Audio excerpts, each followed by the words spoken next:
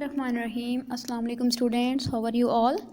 Hope you all will be fine and safe at your homes.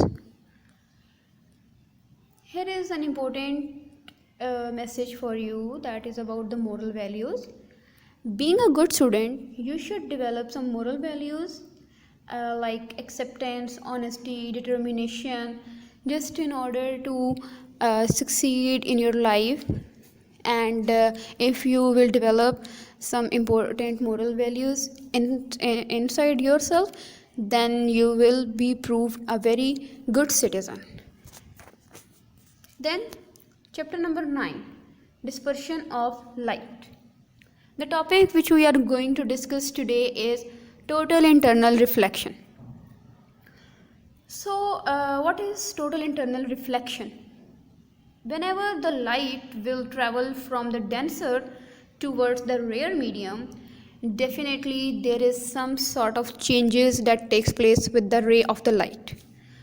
Here you can see the red colored line. This is actually the incident ray which will fall. It will emerge from the source.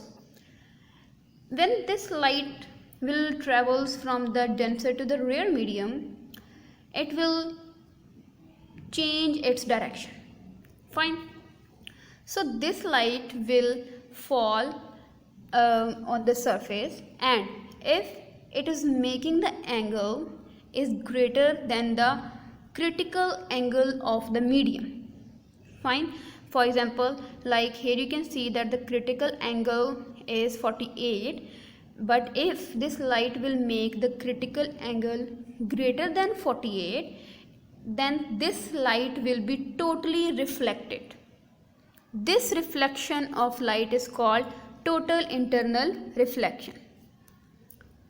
Then applications of total internal reflection.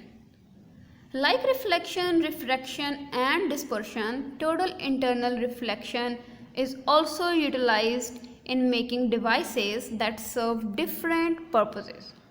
It means that just like the other processes, this phenomena is also used to make many different devices for the daily purposes. Here we are going to discuss some of the applications. First one is reflecting prism.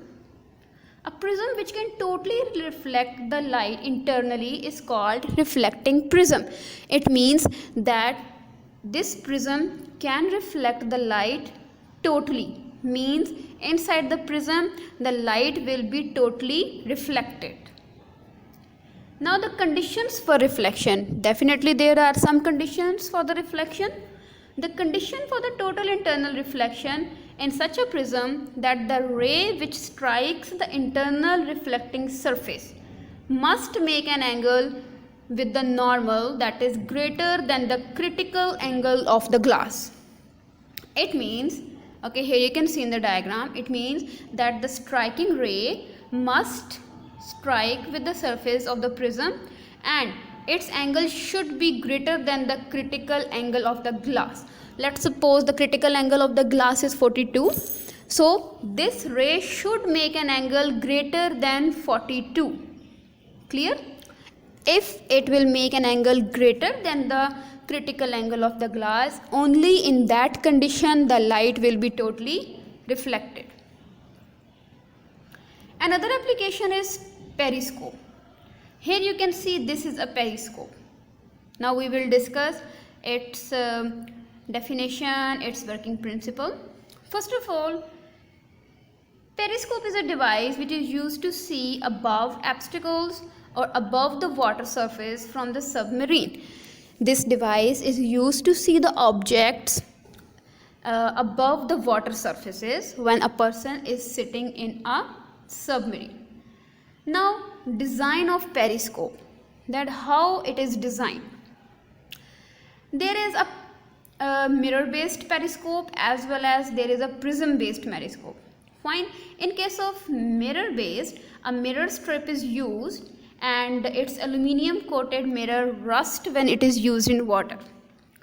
So in case of prism based periscope, definitely prism is used. There is a difference in both of them. Mirrors have the aluminium coating.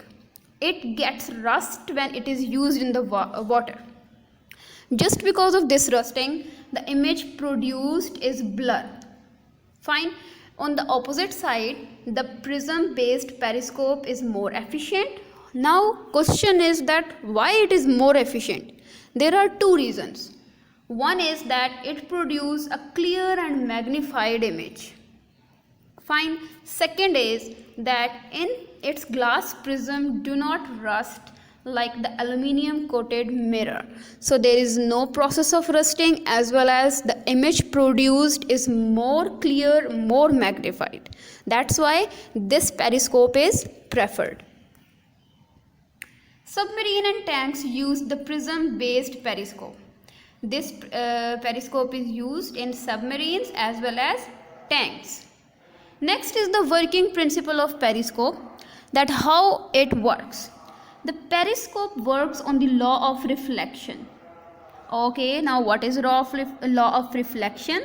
Okay, here you can see the periscope. Fine. The light will fall from the object. It will strike the prism. After striking, it is reflected, totally internally reflected, because it is making an angle greater than the glass. Fine. So after reflection, it will fall on another prism.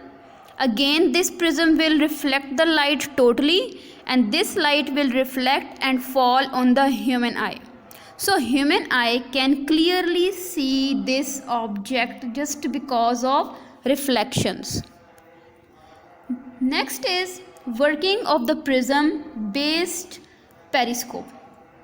The prism based periscope works because the incoming light hits the back surface of the prism at an angle larger than the critical angle.